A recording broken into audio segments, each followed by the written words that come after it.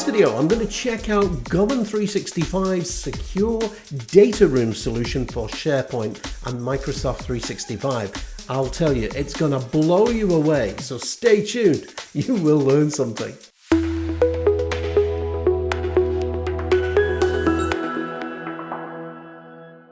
Hey everyone, great to see you. I really do appreciate you dropping by. Andy Malone, Microsoft MVP. On today's episode, I'm in conversation with Gursimran Singh, who's a Principal Product Manager for Govern365, the amazing add-on solution for SharePoint and Microsoft 365. If you need to keep your data secure, and let's say you're a lawyer or a financial institution, then you want to use what their product is calling secure data rooms. I'll tell you, I didn't know anything about it, but I gotta tell you, it's absolutely amazing. And I guarantee if you're a business that requires enhanced security, then this is going to be something that you're going to want to take a look at. Now, if you haven't subscribed, then please feel free to bump that subscribe button and ring that bell and come and join our learning community. And if you've got questions and comments about this or any of my other videos, of course, just get those down below. So I think without any further ado, let's introduce Gursimran Singh, Senior Product Manager for Govern365. Hey Gursimran, great to meet you. Hey Andy, thanks for having me on. My name is Gursimran. You can call me G. I've been working with this Govern365 application for a few years. I've been with our parent company NetWoven for over 8 years. And I think today is going to be a great discussion, talking about what Govern365 is and, how it can help with productivity and security, especially in today's day and age. We see so many news articles about, this company got, there's a bunch of data leaks and breaches and security incidents. So it's paramount. It's the top of mind for a lot of organizations to, secure their data and make sure that they're protected. Absolutely. So I suppose the obvious question is then, what is Govern365? So Govern365 is an application that is intended to provide a secure and collaborative sharing platform. So we are fully integrated into the Microsoft 365 environment and able to provide what is called virtual data rooms and self-provisioning of Microsoft 365 workspaces, as well as analytics and compliance, covering the whole gamut of, protected and secured sharing, whether it's, for mergers and acquisitions, or if we have, supplier sharing, we have fundraising, we have lots of different use cases that we'll cover during today's session. So Awesome. Yeah. Now, I know what a SharePoint website is.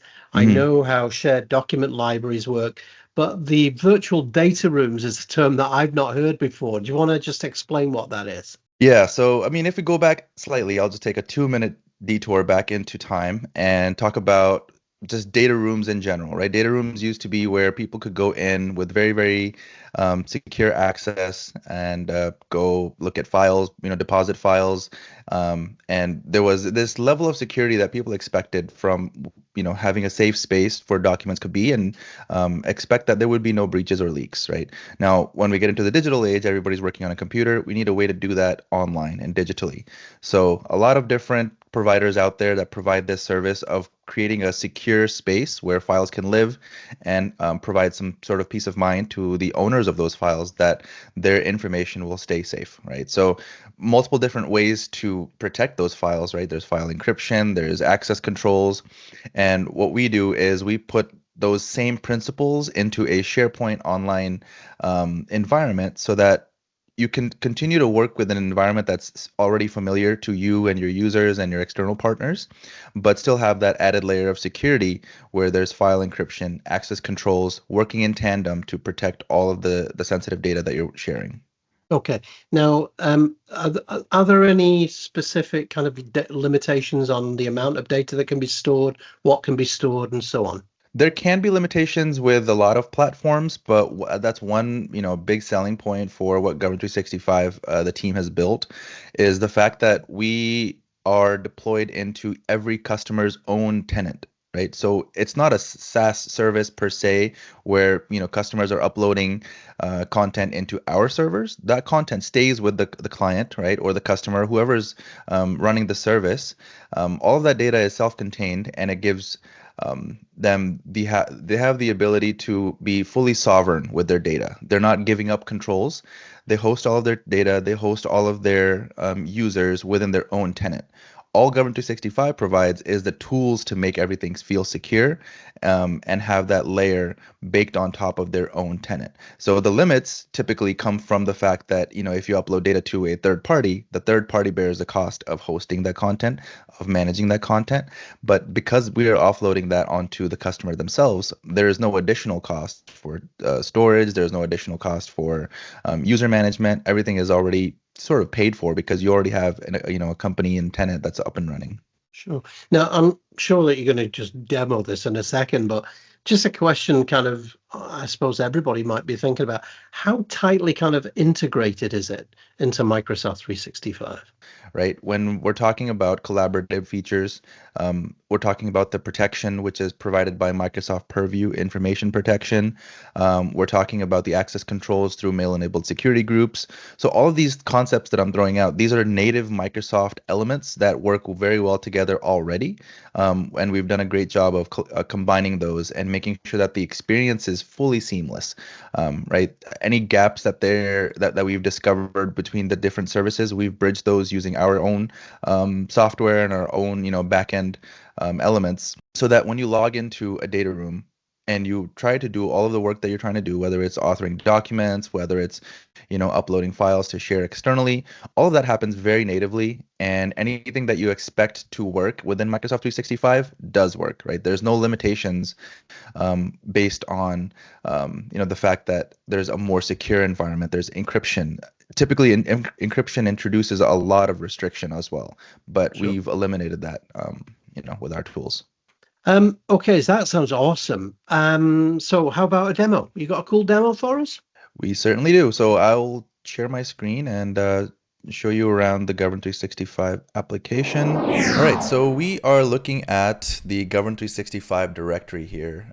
This is available through Microsoft Teams as an app that you can pin on the left side, or through the web. We have the app.govern365.com URL. You just type that in and log in with your organizational credentials, and you will see a page very similar to this, but obviously with the different workspaces. Each of these cards that you see represent a different workspace that's been created either through Govern365, because we do have a self-provisioning engine as well, or if you already have existing sites and Microsoft 365 workspaces that you work with, you'll also see them listed on this very directory. Now, this is an addition to what we typically do as a virtual data room provider, is that there's no place in Microsoft 365 currently where you can go and see all of your sites that you have access to, but you can here.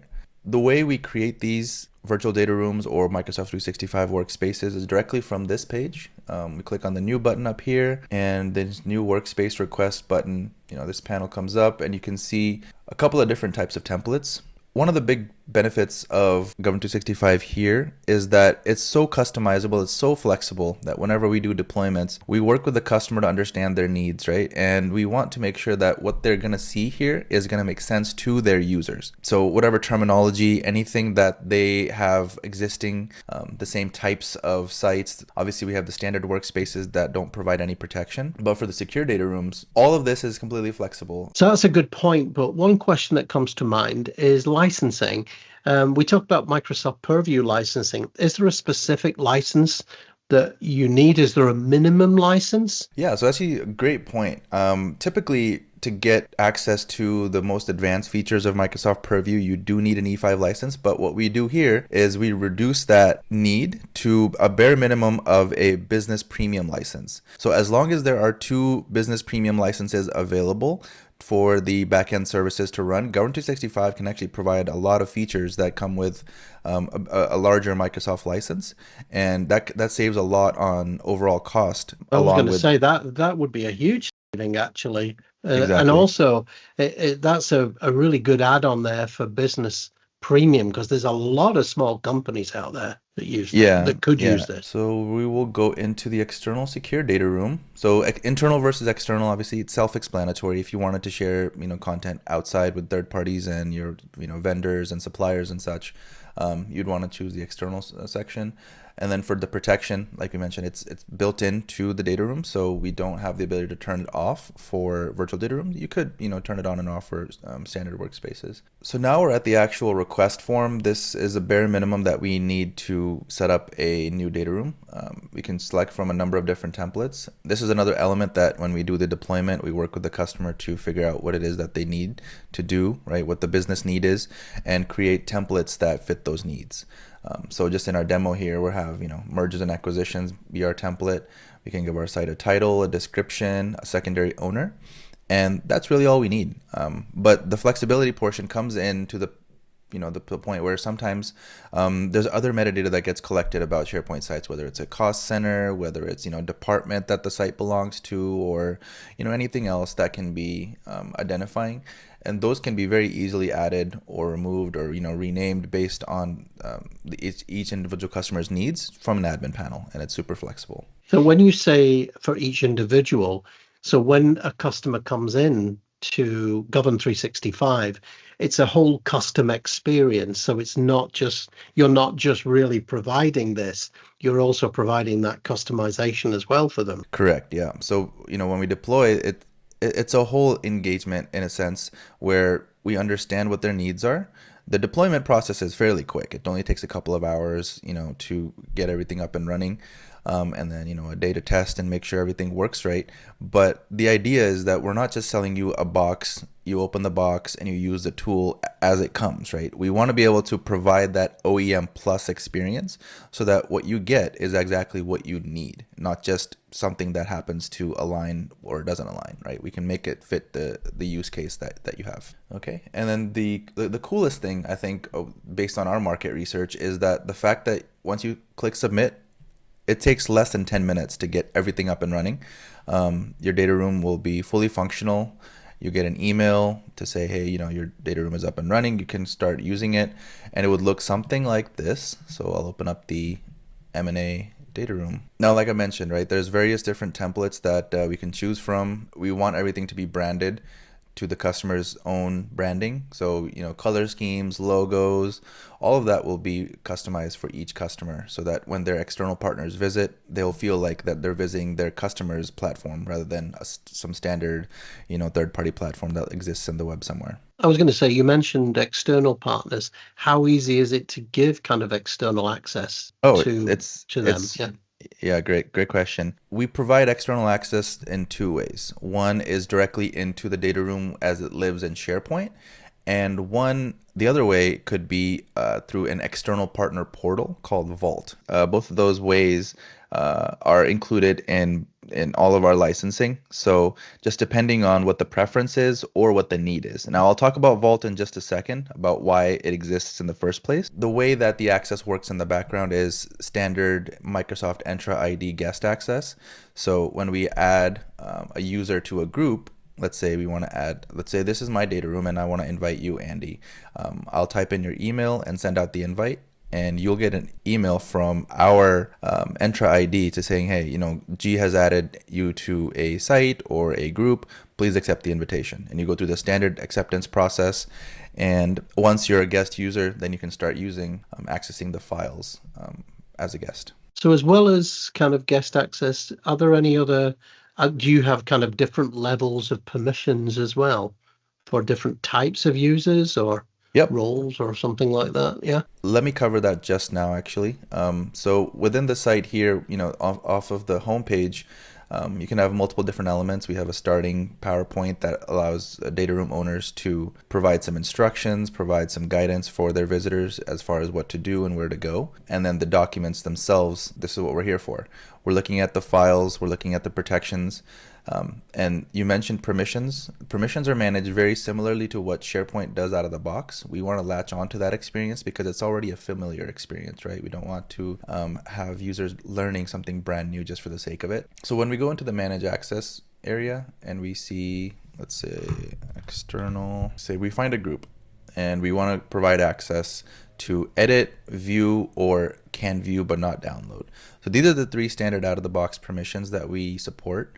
And each of these have their own restrictions or what they allow and what they don't allow. So editing, as it's self-explanatory, any users that have the edit access, they can update the contents of the file, but they can't change the security. So they wouldn't be able to go and grant access or revoke access. They wouldn't be able to decrypt the file to a point where if they wanted to share it externally, so we don't want that to be present for anybody except for the data room owners. Then viewing is actually really interesting because this is where the encryption kicks it up a notch. So anybody that's a viewer permission can only see the content on their own screen. So like right now I'm sharing my screen, and if I bring up a file that has view only access, there would be a black screen over that window, so that you as a viewer of that content don't see it because you don't have permissions on it. Only I have permission. Oh, that's cool. Yeah, and it's the same way Very if I took a screenshot of that content, I see it on my screen, but once I take a screenshot, the screenshot actually puts a black bar over the content as well. So I can't share that screenshot out, as a way to exfiltrate anything. So it's really, that you mentioned earlier, how deeply is it integrated? It's integrated fully into even the Windows ecosystem, the Mac ecosystem.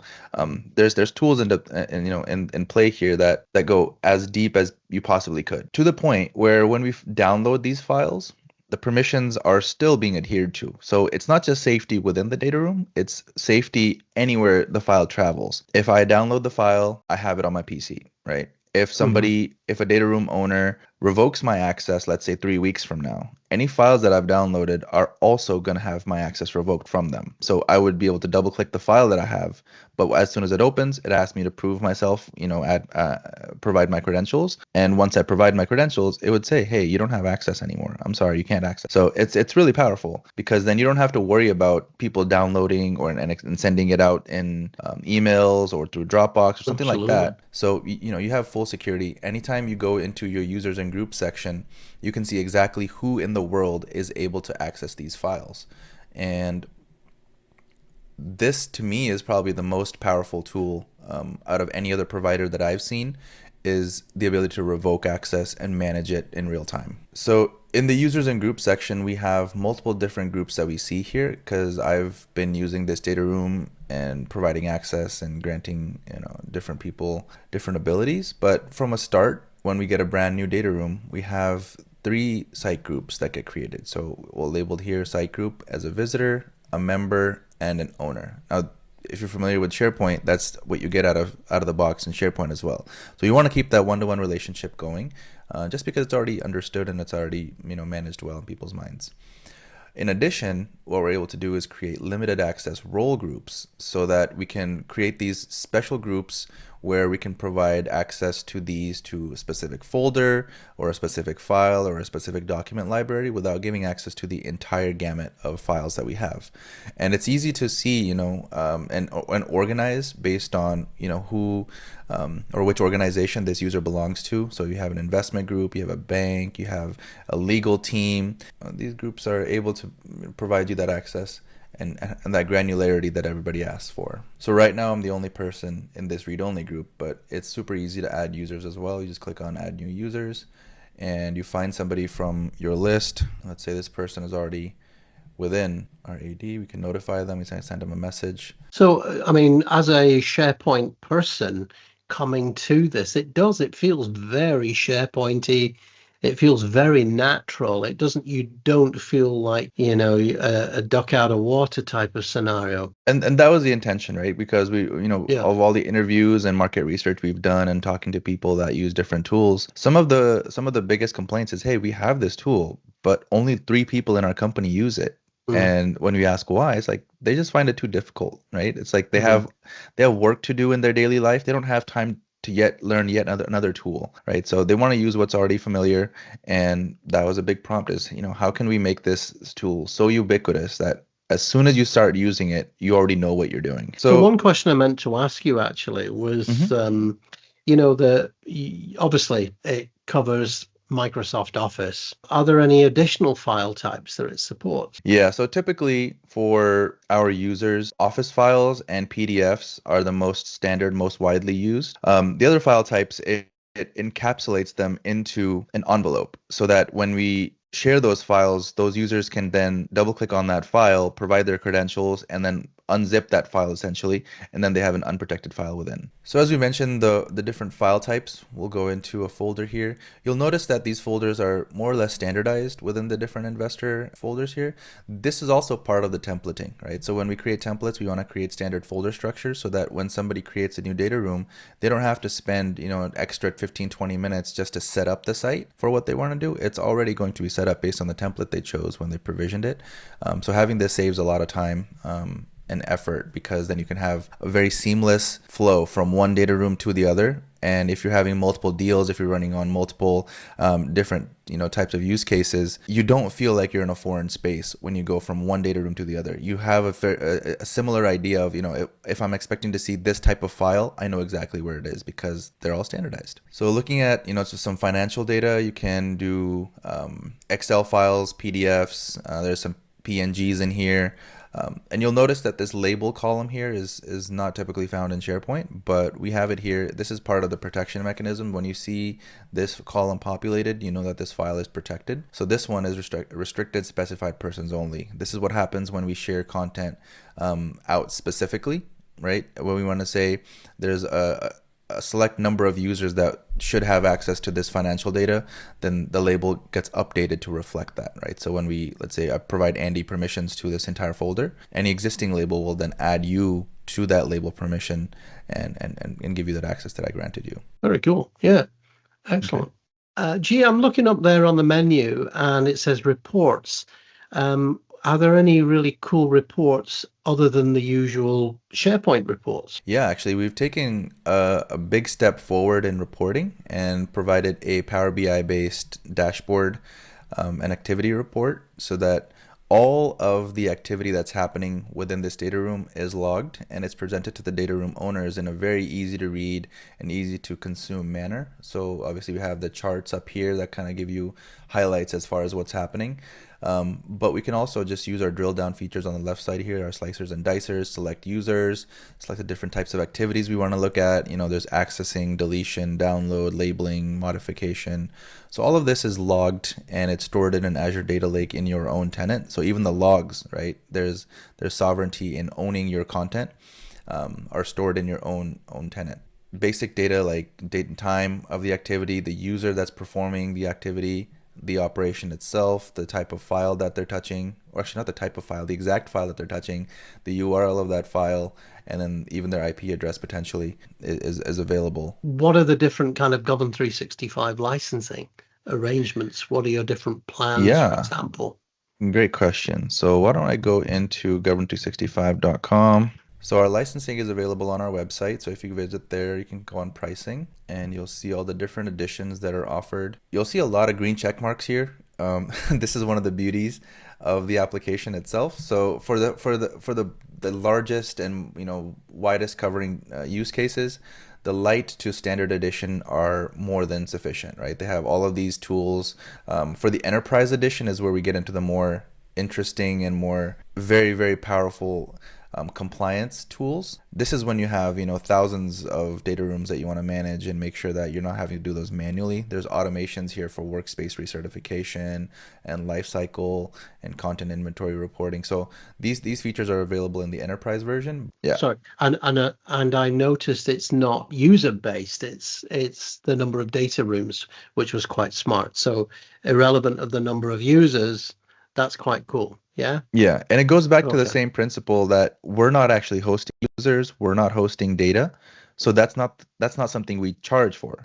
So we really just charge for our services that are happening in the background, for protection, for providing all of the secure collaboration features. And you can always go up or down depending on your need, right? So if you have one project you're working on, you can start with the light edition and then slowly grow that to Data Room Plus or beyond.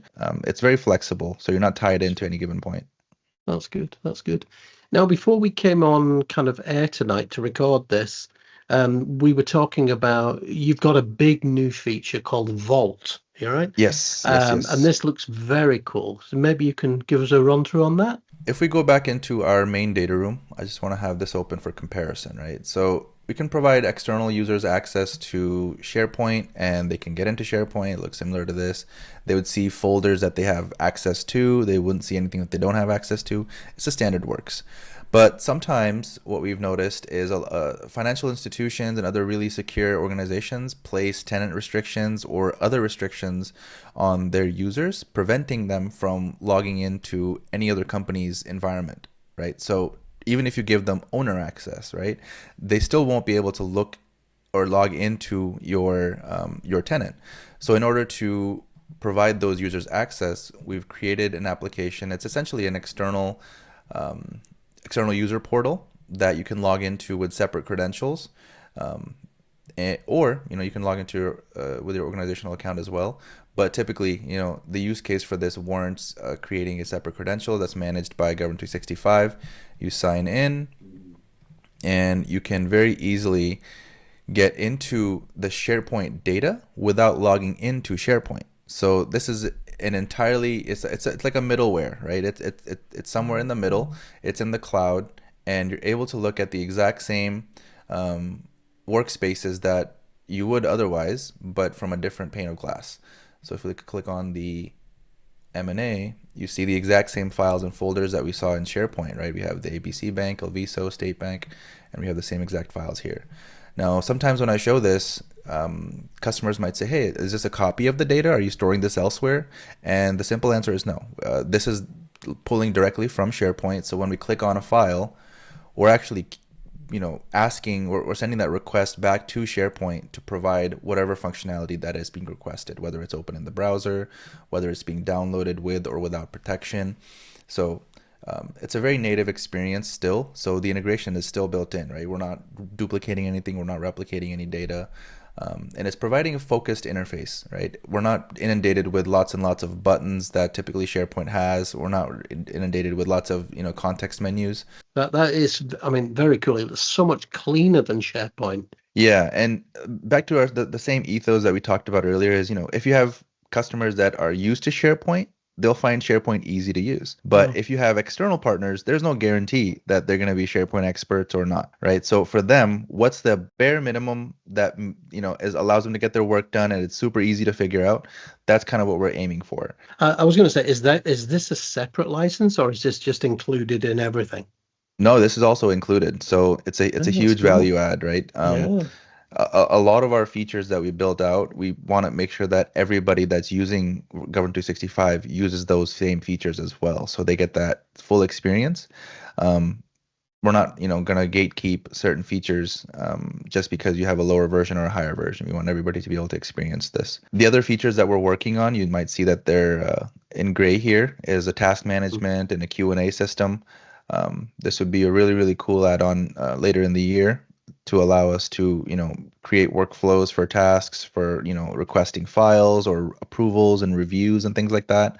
And then allowing, public or private Q&A for different companies if you want to ask questions about certain files or certain things, that can be hosted here as well. Hey, so gee, that is absolutely awesome. It's such a powerful platform. I didn't realize how powerful, actually. Thanks so much for sharing that with us. And by the way, govern365.com, I assume that's the website that folks can go to if they want to have a look. Yeah, so govern365.com, anything that we've talked about today, you can find information on the website as well as pricing and licensing and all the features. You can also request a free demo if you wanted to have a customized demo, as well as providing a free trial, right? So if you're interested, we can give you 30 days free to try it out and make sure that it works for you and your company. Hey, listen, really appreciate you joining me, and thanks so much for your time. I'm sure everybody will be fascinated with it.